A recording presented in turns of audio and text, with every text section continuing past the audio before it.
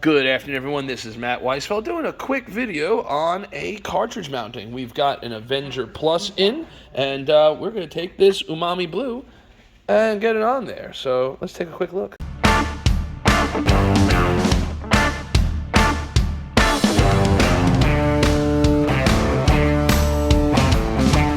First, we're putting our JMW alignment jig based on the Denison jig, so it's self-correcting and easy for us to use for mounting. Next, I'm going to take my Umami Blue, and I'm going to mount this and color code this. And yeah, I'm going to use my fingers, because I disagree with y'all using needle nose pliers.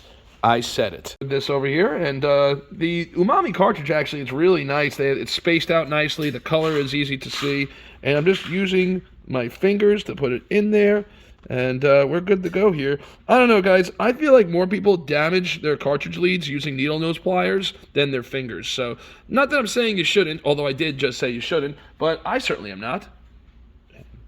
And guys, I'm not using anything too crazy. I'm literally just using the arm lifter and the Allen wrenches and set screws that we have in here. We always provide long and short, just so that way, whatever the cartridge is, it'll probably work best. Whoa. I use the smaller set screws and always using a washer. Oh, I'm sorry, I don't need a washer. I can still use a washer, but I don't necessarily need it because I'm going to use our provided arm lifter, well, arm finger rest, whatever you want to call it. Everyone has different terminology for this stuff. That's going to also serve as the washer. So I'm going to put the screw in there. I'm going to put the screw in here. And then I'm going to put it right on top of my arm. I'm going to lift up my cartridge. And then I'm just going to screw that in there because this has a thread, which is always nice. Guys, I hate through holes. If it's through holes, it just makes life miserable. So there we go. That's just a good marker just to start with.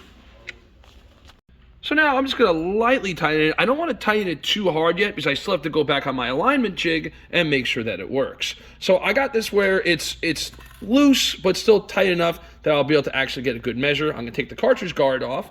And now, actually, another thing I'm going to do is I'm going to loosen my VTA. Remember, guys, always do it with loosening both. And you want to make sure that the counterweight isn't too crazy because we don't want to accidentally crush the suspension while we're trying to get our alignment over here. So let me get a good feel. Okay, we're pretty good. Pretty good there.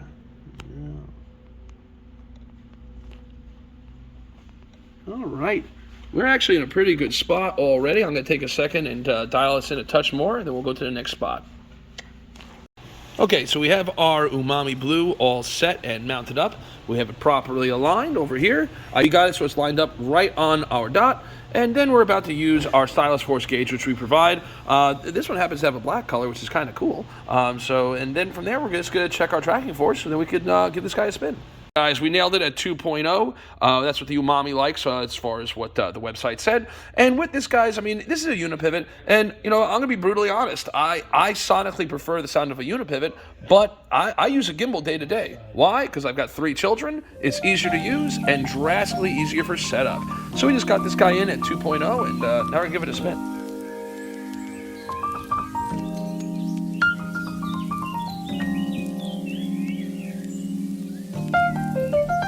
Full credit, here are my cameramen for that video that you all just saw. This is Kenny, one of our junior black belts, and this is Casey, one of our green belts. So, karate and turntables, the future of tomorrow. Oh, and there's a baby. Hey, baby John. He was influential for everything because he's just an adorable baby. Yay, baby John. Wow.